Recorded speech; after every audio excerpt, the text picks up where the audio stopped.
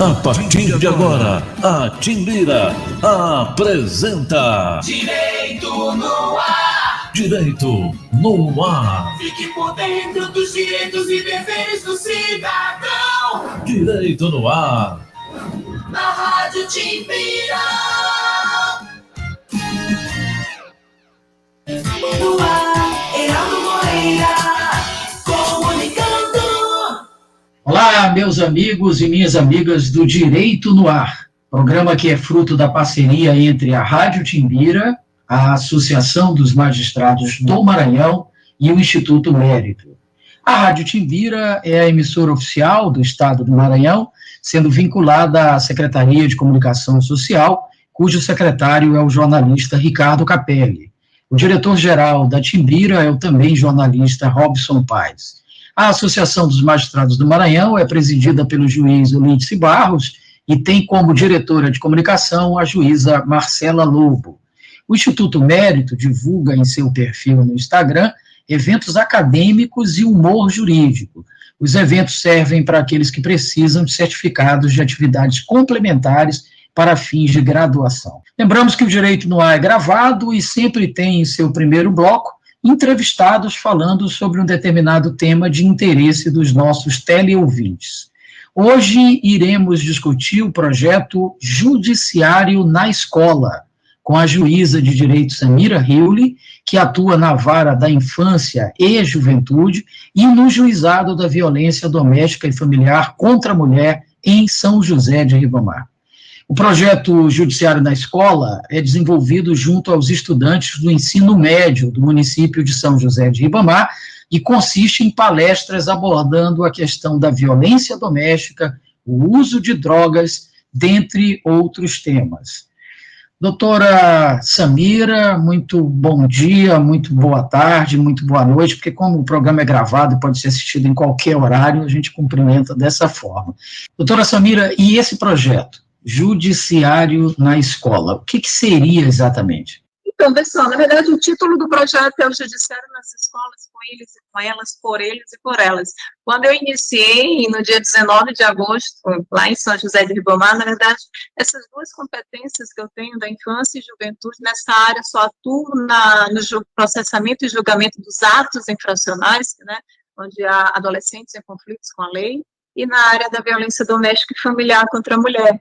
Então, assim, nosso dia a dia recebendo várias denúncias de mulheres vítimas mesmo de violência, chegando sempre pedido de medidas protetivas de urgência, e nessa área da infância e juventude, muitos adolescentes envolvidos nessa atos infracionais análogos a crime de roubo, tráfico de drogas, inclusive roubo com uso de revólver, né, isso é muito frequente, a realização de audiência com esses jovens, e esse projeto surgiu justamente assim, na verdade, eu já estou nessa unidade de São José de Ribamar desde 8 de julho do ano passado, 2020, a unidade foi instalada, e na mesma sessão do Tribunal do Júri, eu fui logo titularizada, e depois de arrumada a casa, que era uma unidade nova, chegando o processo das outras unidades, verificando o andamento processual, vendo a situação, a organização do que era para audiência, o que está pendente de julgamento,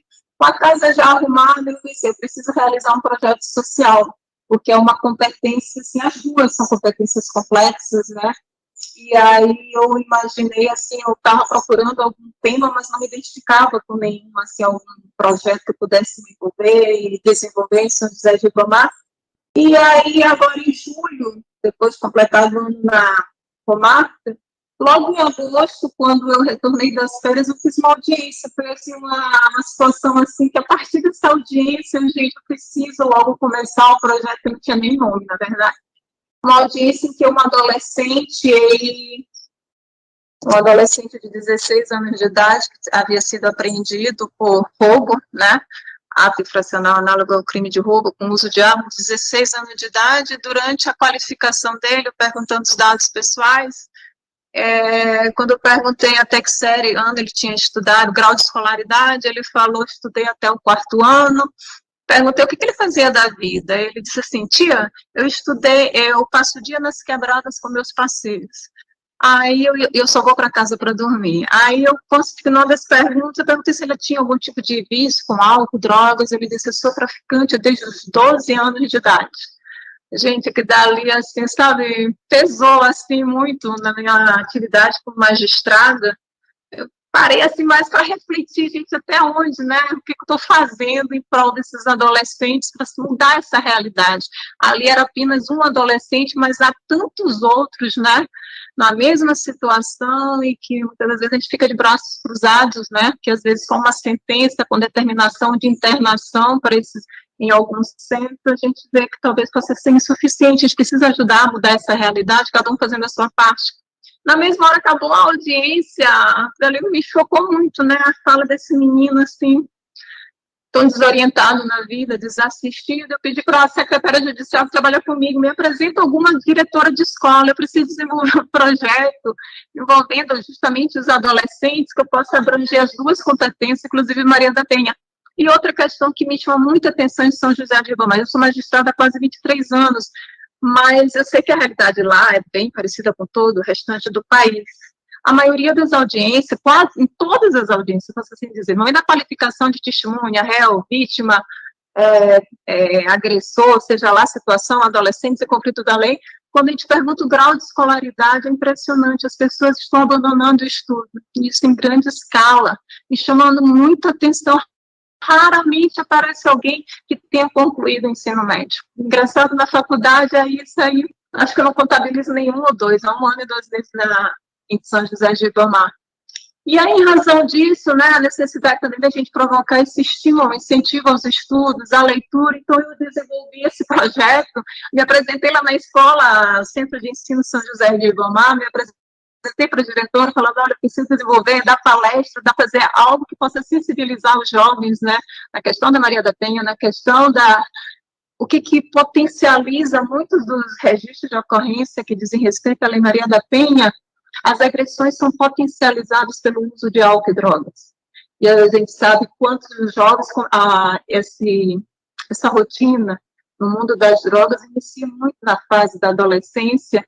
E aí, daí, porque eu resolvi ingressar com esse projeto nessa escola de ensino médio, escola pública do Estado. E quando eu iniciei, fiz no dia 19 de agosto, que eu me apresentei em sala de aula, comecei a dar palestra sobre esse tema, Maria da Penha, a questão da valorização do estudo, o combate ao álcool e drogas. E aí, quando terminei, antes de ir para a palestra, eu fiz um formulário para que os alunos pudessem avaliar, para ter ideia, né, de como seria recepcionado esse assunto pelos jovens. Eles questionaram, perguntando para que eles pudessem responder ao final da palestra sobre o que acharam dos temas, né, os 3 temas que eu coloquei, ainda mais para saber o nível de concentração, se gostaram, se não gostaram, uma oportunidade deles a me avaliarem também, né. A gente chega com um projeto, a gente não sabe se o público vai gostar. Daí, porque eu fiz esse formulário no final, para que eu pedi para que ninguém se identificasse, até na hora, para minha surpresa, alguns se identificaram. A avaliação, assim, me surpreendeu muito. E uma pergunta que eu fiz para eles, alguns se identificaram, os 3 ou 4 colocaram mensagens para mim, assim, incentivando esse projeto. E na pergunta que diz, da escala de 0 a 10, qual é a nota que eles atribuiriam à palestra? Aí, assim, quase todos colocaram 10, um botou 9,99, outro 9,5, mas teve um que chamou a atenção, que no final, quando ele respondeu, ele colocou ao lado do 10, ele colocou continue. Então, essa é uma palavra tão simples, né, que para mim foi de extremo valor. Assim, nossa, quantas pessoas precisam de uma palavra desse de incentivo, né, para que possa prosseguir em frente com seus projetos. E eu até procurei depois para saber quem era o menino ou a menina que não se identificou, mas eu tenho isso muito forte, dali foi um gás para mim, sabe?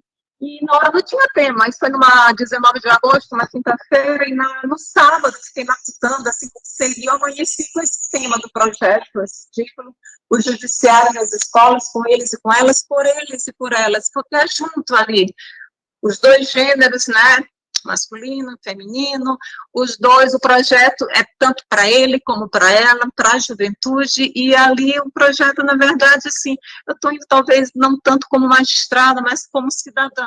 tentando fazer a minha parte para alertá-lo, é um projeto assim de sensibilização sobre uma questão tão grave, as duas, né? A questão da violência, a questão do envolvimento de adolescentes com atos infracionais, né, com crimes envolvidos com atos seríssimos, gravíssimos, homicídio, tráfico de drogas, roubo com uso de revólver, isso aí tem sido constante, muito frequente, e a questão também que a gente vê que eles precisam de um estímulo quanto à questão dos estudos, da leitura, né, até mesmo para que eles possam melhor se qualificarem na vida e ter uma melhor oportunidade. Então, o projeto, na verdade, não sei se dá para visualizar, eu formei uma comissão, na verdade o projeto é assinado, eu idealizei, mas assino o projeto escrito, eu, a assistente social Ieda, que trabalha comigo no fórum, a psicóloga Cecília, e eu constituí, assim, imaginei também, para trazer os jovens, né, os alunos mais presentes nesse projeto,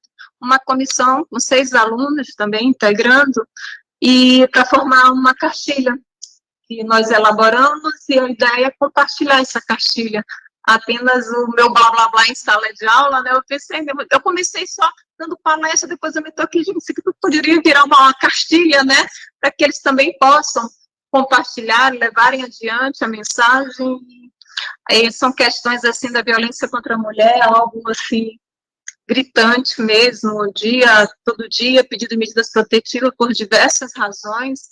As vítimas, quando chegam na delegacia, além delas registrarem a ocorrência, elas preenchem um formulário de avaliação de risco, e no momento da análise dos pedidos de medidas protetivas, né, quando a gente lê aqueles relatos e acompanhado daquele formulário, cada resposta ali, gente, a gente vê assim o quanto que muitas mulheres estão desesperadas em razão de violência frequente nos seus ambientes familiares, domésticos, e isso tem chamado muita atenção até mesmo da sociedade, inúmeras campanhas voltadas para o combate à violência contra a mulher, e eu acho que esse projeto seja um veículo, tá, de transmissão, assim, possa transmitir essa questão, assim, chamar a atenção da sociedade e dos jovens, principalmente, porque eles vão ser os adultos de amanhã, e nós já recebemos denúncia de meninas, eu digo assim, adolescentes, meninas já sendo vítimas de violência praticada por namorado, e as adolescentes meninos também como agressores,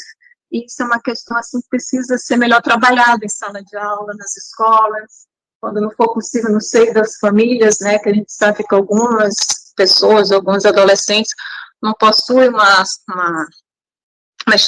família bem estruturada que possa repassar essas orientações, então eu acho que é um momento, assim, do Poder Judiciário também, da sua parcela de colaboração, né, e daí porque eu resolvi ir às escolas, na verdade, lá em São José de Ribamar, são 9 escolas de ensino médio, então eu estou desde o dia 19 de agosto, toda terça e quinta, realizando numa única escola, né, porque são 9 turmas de manhã, 9 turmas de tarde, e com a pandemia, né, as turmas têm sido desmembradas, turma A e B, porque está demorando um pouco, mas a ideia é em todas as escolas do ensino médio de São José de Ribamar, e levar essa palestra sobre esses temas, que eu considero de fundamental importância, e ao final dessas palestras eu sempre faço sorteio de 1 ou 2 livros, eu escolhi 2 livros para o projeto, que é o Fernão Capelo Gaivota, né, e A Menina da Montanha.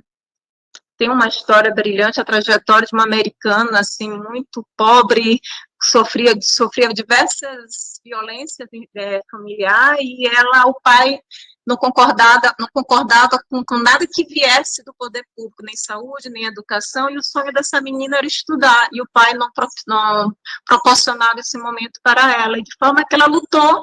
Aos 17 anos começou a estudar, e hoje a história, na verdade, é uma biografia, autobiografia dela. E hoje ela possui doutorado na universidade mais conceituada do mundo, né, e eu acho que a gente tem que levar também, transmitir a leitura, né, como hábito, né, na vida dos jovens. Aí eu faço sorteio de 1 ou 2 livros, inicialmente eu estou comprando, mas o Tribunal de Justiça vai fornecer, está em processo ainda de aquisição dos livros, e É interessante, tá? Às vezes, quando eu vou fazer o sorteio, eu pergunto quem quer ser sorteado, quem deseja, eu apresento os 2 livros, de forma tímida, uns vão levantando os braços, outros não. Teve um garoto que um dia foi sincero, ele disse, não quero o livro, não tenho tempo para ler. Ao mesmo tempo que ele responde isso, uma menina no final da palestra me procura para dizer, tia, eu estava rezando para ser sorteada, até que no dia seguinte eu levei o livro para ela, dei de presente.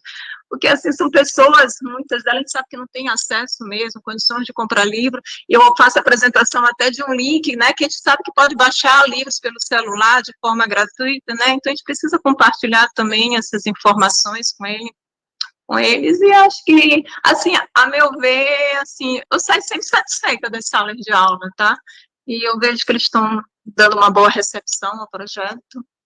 E é isso. Nossa, doutora Samira, que coisa mais emocionante o seu relato. E assim, eu diria que no fundo a sua vocação é ser professora, eu diria mais, educadora, que é um passo além de ser professor, né? Porque para mim, professor é aquele que só transmite conhecimento, o educador ele vai além disso, que é o que a senhora está fazendo por essas pessoas. E a gente extrai desse seu relato 2 coisas. Primeiro, que, de fato, a solução para todos os problemas sociais passa pela educação, né? É o que faz a diferença na vida das pessoas.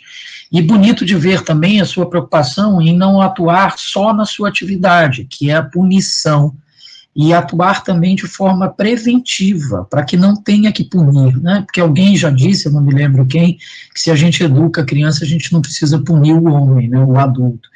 Então, tudo que a senhora falou retrata tudo isso, reforça tudo aquilo que a gente acredita.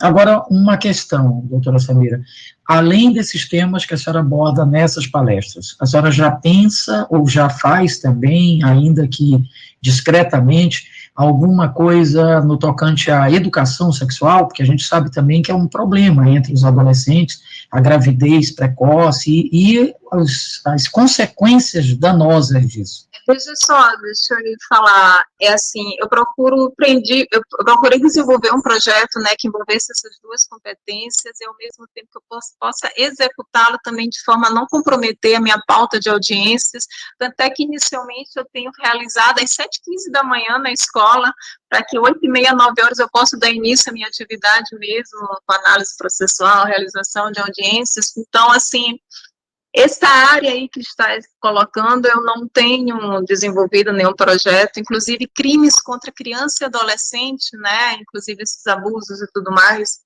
nessa fase da infância, inclusive, é com competência da primeira vara criminal de São José de Ribamar, é outro magistrado que é competente, então, assim, por enquanto, assim, não descarto a possibilidade, mais na frente, né, eu posso enveredar nesse assunto, mas eu tenho limitado mais a esses 4 temas, né, da violência contra a mulher, a questão do combate ao uso do álcool e drogas, né, que está também forte na nossa sociedade, a questão do tráfico, tem muito que potencializam, o tráfico potencializa, né, o tráfico, as drogas, o álcool, e a gente sabe, assim, que o uso, inclusive, de forma muito irresponsável, tem gerado também a questão provocado gravidez precoce, né, início de relacionamentos, assim, com pessoas que ainda não estão preparadas, né, para enfrentar já essa fase adulta, mas, por hora, eu estou mesmo só nessas questões aí que eu coloquei em relação ao projeto, tá? Mas isso Entendi. É um assunto muito importante que merece mesmo uma atenção especial de ser abordado junto aos jovens.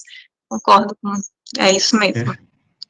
Bom, uma outra sugestão para a senhora é a possibilidade da senhora fazer um convênio com uma ou mais instituições acadêmicas, universidades, para que eles possam fornecer estagiários para lhe ajudar com esse projeto, estagiários de várias áreas, da saúde, da educação, da psicologia, do direito, e mais, para que eles usem também como campo de pesquisa, para ver aquela pesquisa que a senhora faz de satisfação, ela ampliar para entender melhor o extrato social, que projetos podem ser feitos, envolver, quem sabe, também o município e o estado nisso.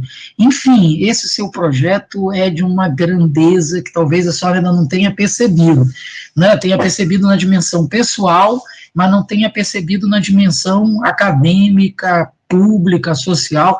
Ele pode e deve, a meu ver, servir de campo de pesquisa e de política pública, de assessoria das políticas públicas, voltar melhor as políticas públicas para essas pessoas.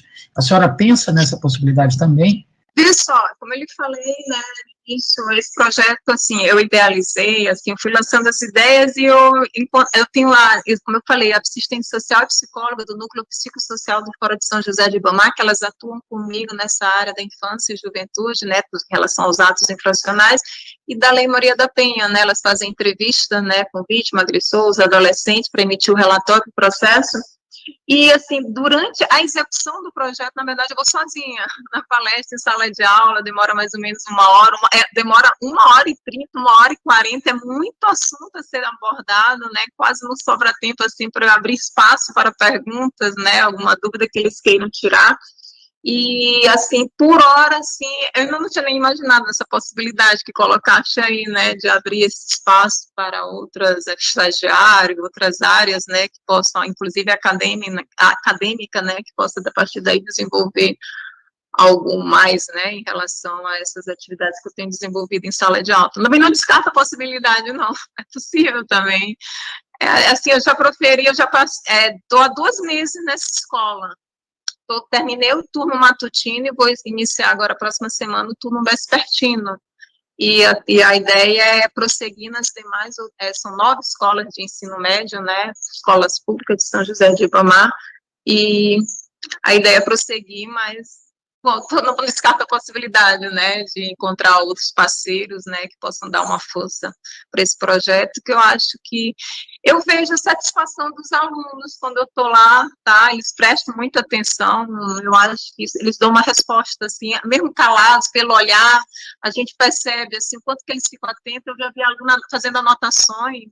Então, acho, assim, que está tendo uma boa receptividade em sala de aula, né, e eu espero, assim, a ideia da cartilha, inclusive, né, que nós vamos lançar em breve, está em fase de confecção, tanto no formato digital, como também o físico, né, para que possa ser compartilhado, inclusive com QR Code, né, que isso vai dar uma...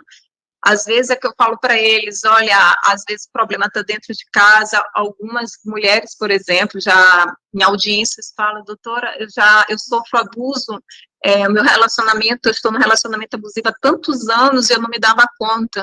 Então, às vezes, pode não ser aquele adolescente precisando, mas dentro da casa dele pode ter a mãe, a irmã, uma vizinha, uma amiga, uma conhecida na rua, né, que esteja precisando de esclarecimento sobre direitos, a questão das medidas protetivas, que são muito importantes, né, a necessidade da denúncia, para que essa violência doméstica, familiar e doméstica contra a mulher, possa ser mais combatida por todos da sociedade. Eu repito, doutora Samira, seu projeto é lindo e é grandioso. Talvez a senhora ainda não tenha a dimensão, a noção do quão importante e de como ele pode ser ampliado.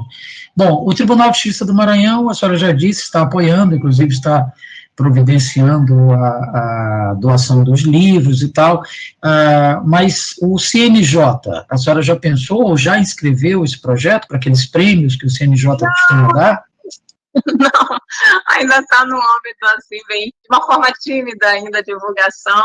Inclusive, assim, só para noticiar, esse projeto, assim, conta com a parceria do Tribunal de Justiça, da Corregedoria Geral de Justiça, da Associação dos Magistrados, com a Secretaria de Estado da Educação também, e duas coordenadorias do Tribunal de Justiça, a Coordenadoria Estadual da Mulher em Situação de Violência, a Coordenadoria da Infância e Juventude, ambas do Tribunal de Justiça, e o Núcleo Socioambiental do Tribunal de Justiça também, nós temos eles todos como parceiros, dando apoio, e cada um tem a sua parcela, acaba que é um projeto que envolve mesmo todos esses setores.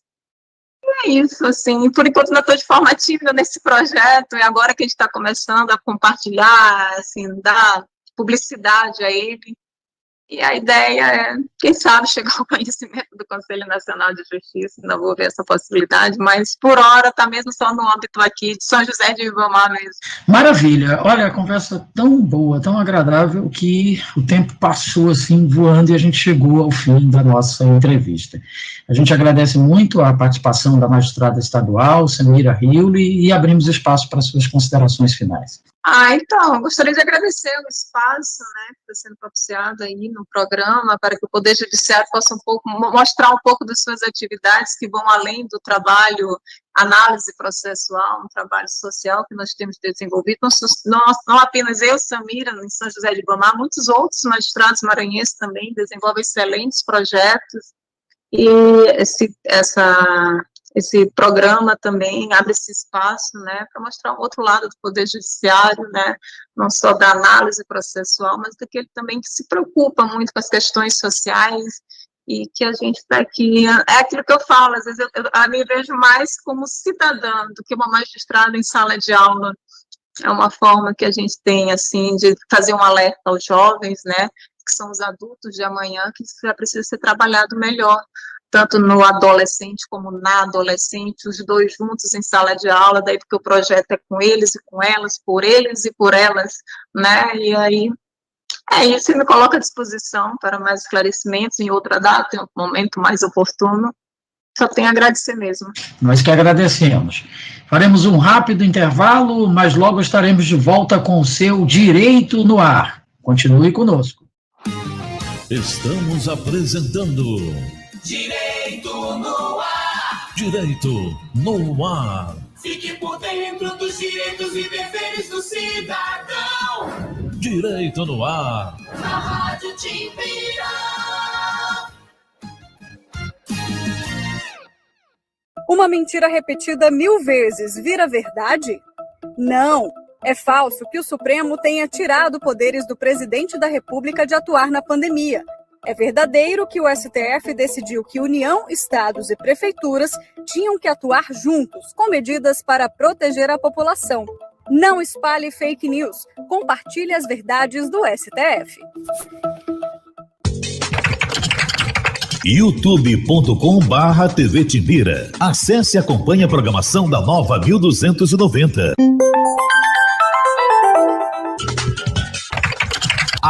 @Rádio Timbira, no Facebook, Twitter e Instagram. É a Nova 1290 no seu computador ou smartphone. A campanha online do Centro Desportivo Maranhense de Cegos, CDMAC, continua até 31 de agosto. O objetivo é arrecadar fundos para aquisição da sede própria. A novidade é que agora, doando valores acima de R$10, você pode concorrer aos seguintes brindes: 5 camisas oficiais do seu time favorito, uma bola de futebol de 5, uma bola de futebol de campo e uma bengala. Para participar, basta enviar seu nome completo e comprovante de doação para o WhatsApp 989-8177-5629. A campanha está disponível no site do Ação Legal. Os links que dão acesso às contribuições podem ser acessados por meio do site cdmacmaranhão.com ou pelas redes sociais do Centro Desportivo. Ajude o CDMAC a realizar este sonho. Aporte na inclusão. Doar é um gesto de amor. Mais informações, acesse www.cdmacmaranhão.com. Apoio Rádio Timbira.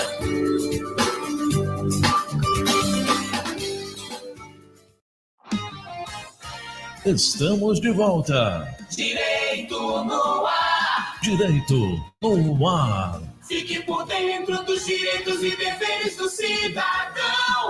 Direito no Ar. Na Rádio Timbira.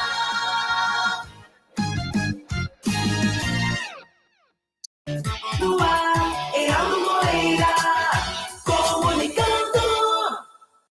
Estamos de volta aqui pela Rádio Timbira com o seu Direito no Ar, em parceria com a Associação dos Magistrados do Maranhão e o Instituto Mérito. Graças à política de cotas raciais adotada desde 2015, a participação de pessoas negras no judiciário vem crescendo. Em relação a servidores e servidoras e estudantes em estágio, o parâmetro de inclusão teria sido atingido em quase todos os ramos da justiça. Mas, na magistratura, a equidade ainda está distante. São 13,2% de magistrados negros e 12,3% de magistradas negras, segundo a pesquisa sobre negros e negras no Poder Judiciário, lançada em setembro. Os dados revelaram um tímido avanço. E se mantido o ritmo atual, ela só será atingida entre os anos de 2056 e 2059. Para debater esses resultados e apresentar propostas de soluções que se somam à atual política de cotas, a revista eletrônica Link CNJ recebe a juíza Flávia Martins de Carvalho, que é diretora de promoção da igualdade racial da Associação dos Magistrados do Brasil, e Lívia Santana Vaz, promotora de justiça no Ministério Público da Bahia. Vamos conferir. O Departamento de Pesquisas Judiciárias do CNJ analisou registros dos tribunais brasileiros desde 2015 e constatou: as juízas e juízes negros são 21% do total de magistrados no Brasil. Considerando-se apenas os substitutos, negros e negras são 18%. Entre os magistrados titulares, o número cai para 12%. E entre desembargadores ou desembargadoras, não chega a 9%. No caso dos funcionários da Justiça, negros e negras são 31%. E estudantes negros e negras representam quase 34% dos estagiários. A pesquisa foi feita para verificar o cumprimento ou não da resolução do CNJ, que reserva aos negros o mínimo de 20% das vagas em concursos do Poder Judiciário. Portanto, a meta foi cumprida. Mas, se considerarmos a quantidade de pessoas negras no total da população brasileira, o equilíbrio entre brancos e negros na magistratura só seria alcançado no ano de 2056, caso o ritmo atual de inclusão fosse mantido. O monitoramento dessa resolução nos fez perceber que a inclusão dessas pessoas no Poder Judiciário ainda não foi no ritmo que nós estávamos pensando. Então, é preciso reconsiderar qual é a vigência da Resolução 203, que estabelece 20% de cotas raciais, né, para nós negros, tanto no ingresso da magistratura quanto para cargos efetivos, né, no Poder Judiciário, para servidores, e aí é considerar qual é a perspectiva, então, qual é o horizonte em que nós vamos ocupar um número maior de cargos no Poder Judiciário. E o CNJ deu mais um passo nesse sentido. Assinou um acordo com a Fundação Zumbi dos Palmares para fazer uma pesquisa qualitativa sobre a participação de pessoas negras no Poder Judiciário. Essa pesquisa vai orientar o caminho daqui para frente. E a baixa participação de negros e negras é uma preocupação também no caso de advogados. Uma resolução da OAB Nacional determina que os negros devem ocupar 30% das vagas nas eleições para todos os conselhos seccionais e do federal. A Comissão da Igualdade da OAB afirma que o percentual precisa crescer ainda mais para a afirmação da população negra também entre advogados. Que a gente não chegue, por exemplo, nas mesas de audiência e que, efetivamente, o magistrado que vai conduzir aquela audiência não lhe confunda com a parte em razão da cor da sua pele, né? Ou que lhe dê menos atenção de que um colega, até que ele venha identificar que você é advogada, que nas catracas você tenha que exibir a sua carteira de OAB, enquanto o seu colega não negro passa de forma muito tranquila. Então, essas são demandas que, enquanto advogados e advogadas negras no sistema, teremos que dar conta, inclusive trabalhando junto a todas essas instituições, no sentido de banir totalmente, eu penso que não, que a trajetória ainda é muito longa, mas pelo menos minimizar para que tenhamos um mínimo de segurança digna no exercício das nossas profissões. E vamos além, vamos avançar um pouco mais nesse assunto. Eu converso agora online com Flávia Martins de Carvalho, converso também com Lívia Santana Vaz. Muito obrigado às duas pela participação aqui no Link CNJ. Eu começo com uma pergunta para a doutora Flávia. Doutora, a gente viu na reportagem que houve um avanço. De 2013 para 2019, o número de magistrados quase dobrou, também de funcionários em outros escalões do sistema de justiça. Mas, como eu disse, ainda estamos longe do desejável. É essa também a avaliação da senhora? Sim, sem dúvida nenhuma. O resultado que nós temos hoje, no sentido de ampliação do número de pessoas pretas, negras, pretas e pardas, dentro do Poder Judiciário, é resultado de uma política pública que fomenta o ingresso dessas pessoas. Mas nós temos um histórico que ainda é de exclusão, então, sim, a minha percepção é nesse sentido. Nós temos ainda muito a fazer, porque, na verdade, o percentual de pessoas negras na magistratura ainda é muito baixo, e mesmo o percentual de equivalência que se busca, em torno de 22%, é muito distante ainda da quantidade de pessoas negras na nossa sociedade, que é de aproximadamente 56%. Então, quando a gente fala de ampliar o ingresso para atingir a cota, a gente ainda está distante do que é efetivamente uma representatividade das pessoas negras dentro do judiciário. A gente está falando de atingir uma cota de 20%. A gente não está falando de atingir uma cota de 50%, como seria a proporção de pessoas negras, né, aproximadamente na nossa sociedade, que é em torno de 56%. Então, sim, é resultado de uma política de acesso, de ampliação do ingresso dessas pessoas, mas ainda há muito a fazer. Ainda estamos muito distantes de um modelo ideal, de um sistema ideal.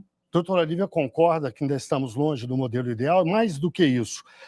Como a senhora avalia o avanço, o ritmo, a velocidade do avanço? Está adequado? Falta velocidade? Falta o quê? Está muito aquém do que nós precisamos. Eu acho que falta uma decisão política das instituições para a sua abertura para a diversidade étnico-racial. Numa sociedade que se entenda minimamente democrática, essa diversidade da população deveria se refletir nas instituições públicas e privadas.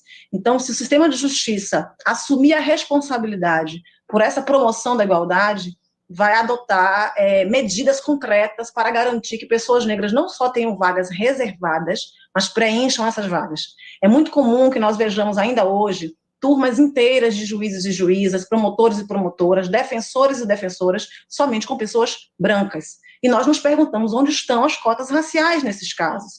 Há uma série de cláusulas de barreira, há um mérito que é definido pelas pessoas brancas historicamente nesse país e que criam um filtro racial no acesso a espaços de poder e decisão, e o sistema de justiça é um desses espaços. Então, na verdade, o princípio do mérito, ele acaba sendo convertido, né, para manutenção de privilégios, ao invés de evitá-los, que foi realmente o fundamento da criação do princípio meritocrático. Quando nós paramos para pensar, de acordo com os dados de pesquisas, que 51% da magistratura brasileira tem parentesco com pessoas da carreira jurídica, nós nos perguntamos se, de fato, isso é um resultado que é atribuído, ou que pode ser atribuído ao mérito. Então, nós precisamos realmente aprofundar a discussão para não apenas oferecermos vagas nos editais, mas garantirmos o preenchimento dessas vagas com pessoas negras. Doutora Flávia, os números mostram também que, para além da questão da participação, do percentual de negros e negras no sistema de justiça, está também a questão da progressão na carreira. Mesmo quando entram, os negros, até onde se percebe, demoram mais a progredir e atingir cargos de real importância. É essa a avaliação da senhora? Se nós analisarmos os números, nós vamos perceber que hoje essa porcentagem de pessoas negras na magistratura ela está concentrada no cargo de juiz substituto. E por que está concentrada no cargo de juiz substituto? Porque é o cargo inicial na carreira. E isso mostra, evidencia de uma forma muito, muito inconteste, que é justamente o resultado das cotas. Então, as cotas começam, as pessoas ingressam no cargo de juiz substituto e elas estão ali, né? E isso pode ser explicado por uma série de fatores, inclusive pelo fato de que essas pessoas que chegam também têm uma estrutura social, um contexto social de maior dificuldade. Para além disso, se nós formos olhar, por exemplo, nos cargos de assessoria, nos tribunais, nós vamos ver que esses juízes negros e essas juízas negras que estão ingressando, eles não estão ocupando cargos na alta cúpula, na administração do sistema de justiça.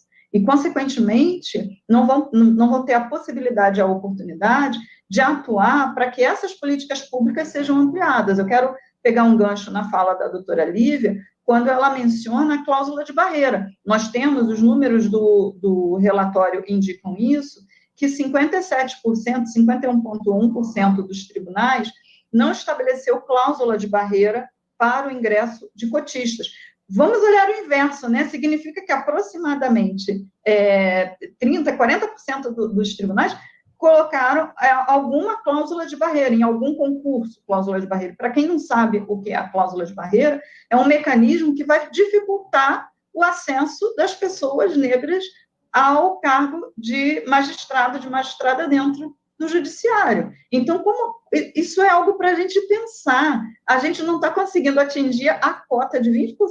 Nossa expectativa de atingir a cota é para mais de 30 anos, e a gente ainda não conseguiu pensar que a cláusula de barreira não pode existir, porque ela é o que o nome diz, uma cláusula de barreira. Ela está colocando uma barreira a mais para aqueles que pretendem, para as pessoas negras ingressarem na magistratura, porque ela ainda existe.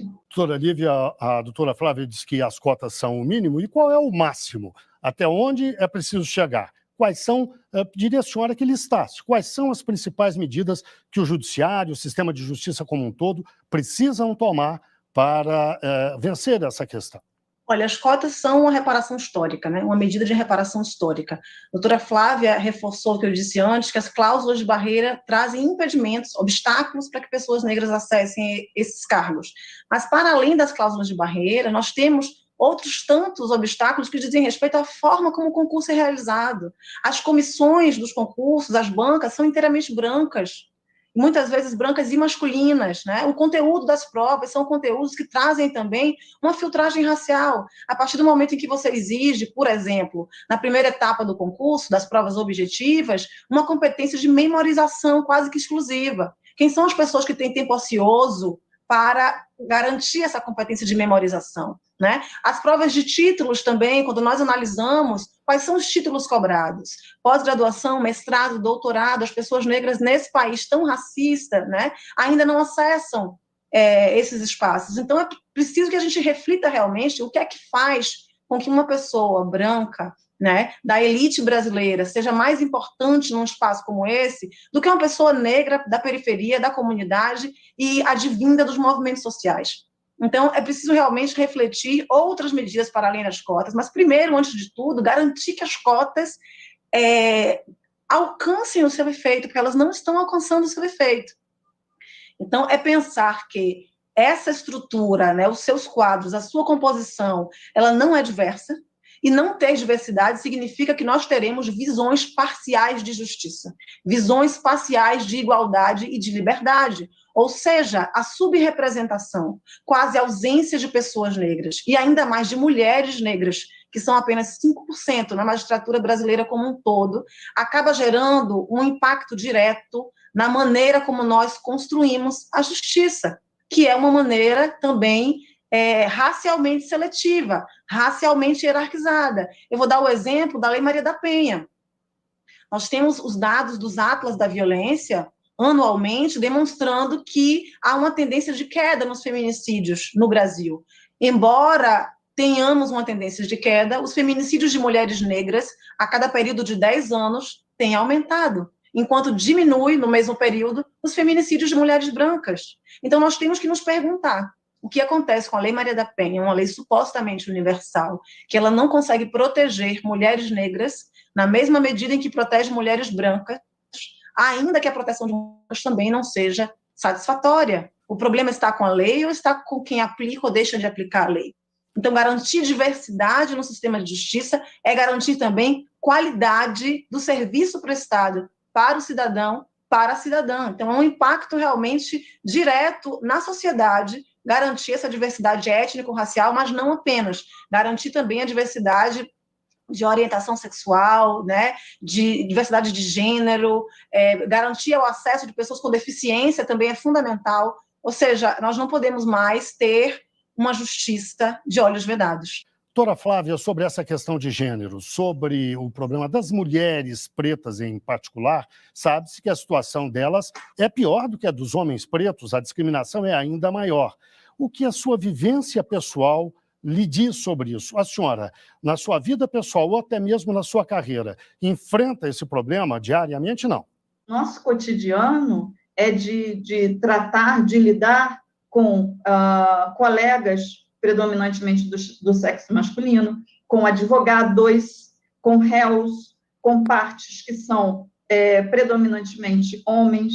Então, é claro que a gente enfrenta isso porque nós somos olhadas de uma forma a nos desqualificar. E eu não tenho dúvidas que a doutora Lívia também, muitas vezes, teve que se colocar de maneira muito firme para ser respeitada pelo seu cargo, pelo cargo que exerce, porque, pelo fato de ser uma mulher negra, esses dois marcadores de gênero e raça acabaram fazendo com que as pessoas tentassem desrespeitá-la, porque eu tenho certeza que jamais conseguiram, porque nós não permitimos, mas há tentativas nesse sentido, e nós temos que estar cotidianamente nesse enfrentamento, o que é extremamente desgastante, o que é extremamente cansativo, e ainda nos faz ter todo o tempo a necessidade de um cuidado com a nossa saúde mental, né? Porque nós somos o tempo todo questionadas, não deveríamos estar nesse espaço, não temos qualificação para ocupar esse lugar, então, quem é ela, né? Eu quero falar com a juíza, eu já presidi júri, em que eu estava na cadeira que ainda temos em muitos lugares do país o tablado mais alto, com a mesa central a ser ocupada ali pela juíza, pelo juiz.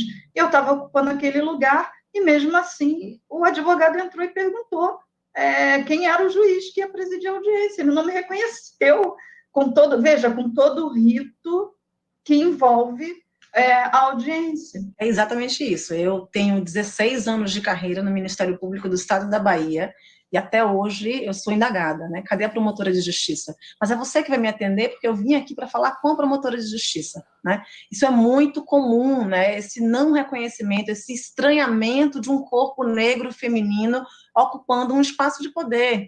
Recentemente eu participei de uma reunião inteira, uma reunião longa, a qual eu, inclusive, coordenei representando o Ministério Público, e ao fim da reunião, um representante de uma outra instituição que estava presente disse que a reunião foi muito boa, muito bem coordenada, mas que da próxima vez fazia questão que o Ministério Público enviasse um promotor de justiça, e não uma servidora, no caso, se referindo à minha pessoa. Então, isso é cotidiano, e são violências institucionais também que nos adoecem, como colocou a doutora Flávia, que é muito importante que tenhamos noção dos danos psíquicos que racismo, e ainda mais interseccionado com o sexismo, podem causar em mulheres negras. Daí nós temos que refletir de maneira muito coletiva também de quais são as medidas que esse sistema de justiça precisa adotar para mudar de postura. Nós, mulheres negras, acabamos nos sentindo num desencaixe na instituição. Somos forasteiras de dentro, porque nós temos um sistema de justiça branco, masculino, heterossexual e cristão. Esse é o perfil do sistema de justiça. E, de outro lado, nós nos sentimos também estranhas do lado de fora, porque do lado de fora continuamos testemunhando o sofrimento, as dores, o genocídio do povo negro, o encarceramento em massa, né? A seletividade racial do sistema penal, a falta de acesso aos direitos fundamentais para a população negra, e nos sentimos de dentro impotentes em relação às resoluções desse problema de fora, já que somos tão poucas nesse espaço. Então, eu tenho dito que é preciso o sistema de justiça passar a atuar de maneira empática, não apenas pensando numa alteridade, né, mas numa empatia, numa possibilidade de se colocar no lugar de outras pessoas, das pessoas que serão julgadas, de julgar conforme a lei do pertencimento. Juízes e juízas fazem parte dessa sociedade, não devem julgar de cima, né, com olhos vendados, de forma alguma.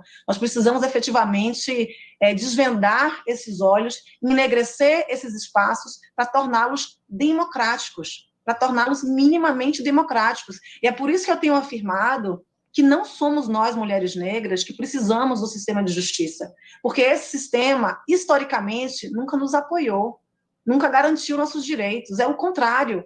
É esse sistema de justiça que precisa das mulheres negras para garantir um olhar para a diversidade, para garantir efetivamente uma justiça pluriversal que enxergue todas as pessoas como seres humanos, que não tenha uma escala de humanidade na qual pessoas negras são não seres, não humanas, né? É uma negação dessa essência de ser humano às pessoas negras e que é ratificada, corroborada, aliás, só é possível a partir também do sistema de justiça, a partir também dessa aplicação brancocêntrica e androcêntrica do direito. Bem, chegamos ao fim da nossa entrevista de hoje. Eu agradeço muitíssimo a participação da doutora Lívia Santana Vaz, promotora de justiça no Ministério Público da Bahia e coordenadora do Grupo de Enfrentamento ao Racismo e Respeito à Diversidade Étnico e Racial do Conselho Nacional do Ministério Público. Agradeço também a participação da doutora Flávia Martins de Carvalho, juíza do Tribunal de Justiça de São Paulo e diretora da Promoção da Igualdade Racial da AMB, a Associação dos Magistrados do Brasil. E a gente destaca que, caso você queira participar do nosso programa, apesar dele ser gravado, você pode fazê-lo com suas críticas, dúvidas ou sugestões pelo nosso e-mail amaimprensa@gmail.com. AMA, imprensa, tudo junto, amaimprensa, @gmail.com. Voltaremos semana que vem com o seu Direito no Ar, um programa da Rádio Timbira, Associação dos Magistrados do Maranhão e Instituto Mérito. Até lá e muito grato por sua audiência. Você acabou de acompanhar mais uma atração da Timbira AM. Direito no Ar. A primeira do Maranhão. Timbira.